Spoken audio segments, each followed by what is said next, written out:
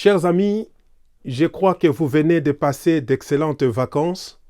Vous avez réussi à reprendre de la force et à vous mettre en forme pour attaquer les futures échéances, ce qui me permet de penser que vous allez bien vivre le reste des mois et finir l'année par un bilan positivement édifiant.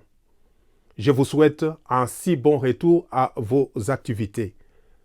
C'est par ailleurs une occasion pour moi de vous rappeler aujourd'hui et ici les rendez-vous du 17 janvier 2022, date fixée par les autorités congolaises pour le rapatriement des reliques de Patrice Lumumba après report annoncé à la dernière minute au courant du mois de juin dernier. C'est un dossier déjà à l'ordre du jour des lumumbistes et des panafricanistes du Congo, de l'Afrique et du monde. Un dossier qui va susciter des vagues dans les tout prochains jours, non seulement au Congo, mais partout dans le monde. Et au moment où je vous parle, les panafricanistes de toutes les nationalités, y compris en C, le Belge, ceux qui ont, avant leur départ en vacances, organisé un hommage à Lumumba, Mpolo et à Okito sur la place Patrice Lumumba, le 19 juin dernier, se sont donné rendez-vous pour le 17 janvier à Kinshasa. Et ils y tiennent. Malheureusement, beaucoup risquent d'être déçus s'ils ne prêtent pas attention à l'état du mauvais traitement de ce dossier par les autorités congolaises ou s'ils ne s'immobilisent dès à présent contre cet amateurisme. Il y a de la négligence, pour ne pas parler du sabotage dans le traitement de ces dossiers par les autorités congolaises qui ne sont pas à court de prétextes et de dérobades pour ce faire. Alors qu'elle prétendait rapatrier le relique de Patrice Emery Lumumba le 30 juin dernier, quelle n'a pas été la surprise de leur décision du report à la dernière minute, prétextant l'offensive d'une nouvelle vague du coronavirus. Et pourtant, avant d'en arriver là, rien n'avait été fait en guise d'organisation, de préparation d'un lieu, d'un sépulcre, d'une sépulture ou d'un mémorial pour accueillir le reste de Patrice Lumumba. Si l'on avait dénoncé cette négligence ou ce sabotage, on aurait été accusé de mauvaise foi. Mais nous nous sommes retenus pour éviter cela et faire éclater l'évidence. Et l'évidence est là. Tout avait été fait pour faire échouer ces dossiers. D'abord, la désignation par la présidence de la République d'un chargé d'organiser et de chercher des fonds auprès du privé était déjà un indice révélateur d'une chronique d'échec annoncée.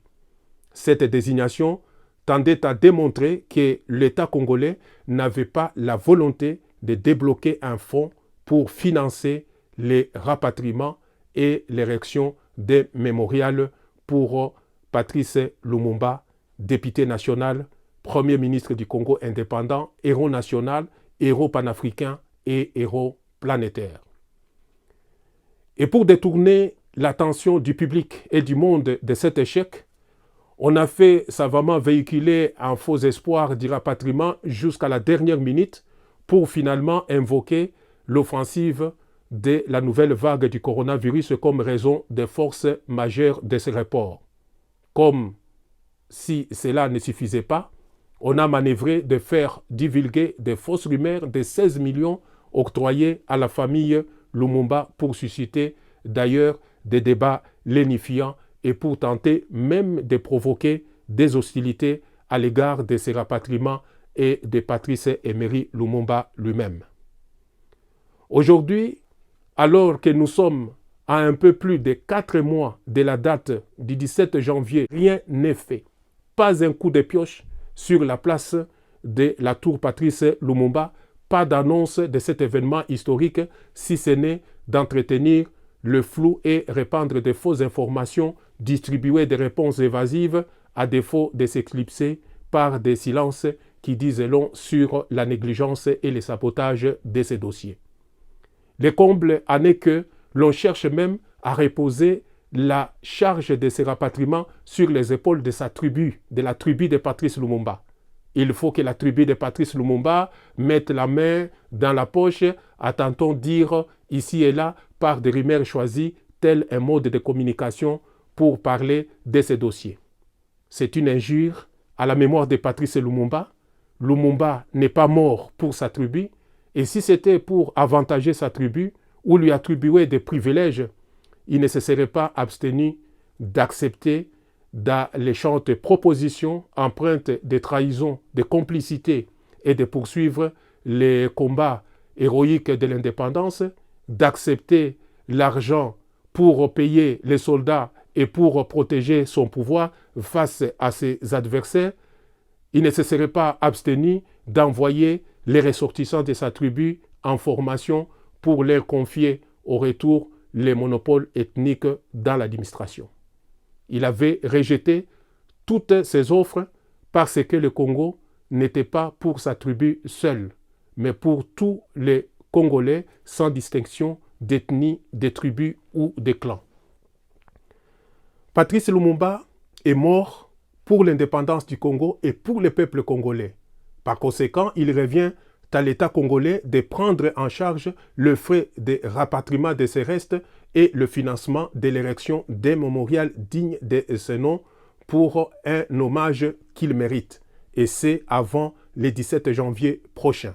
C'est à l'État congolais de prendre ses responsabilités pour cette prise en charge par des actes concrets et non par des fausses promesses ou des effets d'annonce sans le lendemain. C'est à l'État congolais d'octroyer un financement et d'engager le démarrage des travaux accélérés d'érection des mémorials à la place de la tour Patrice Lumumba plutôt que de se claquemurer dans un silence ambigu qui n'a plus de secrets à entretenir. Sinon, il faudra renvoyer les dossiers des demandes d'accompagnement à la Fondation Patrice Lumumba pour lui permettre de lancer un appel à fonds au niveau international et permettre aux amis du monde entier de Patrice Emery Lumumba d'intervenir pour honorer leurs héros comme ils l'ont déjà si bien fait dans leurs pays respectifs. Et je m'en vais souligner pour terminer que nous savons ce qui s'est dit et ce qui s'est fait pour priver Patrice Lumumba d'un rapatriement et d'un mémorial digne de ses noms. Nous nous sommes déterminés à parler dès à présent et à mobiliser de toutes nos forces pour dénoncer cette négligence et ce sabotage. À très bientôt.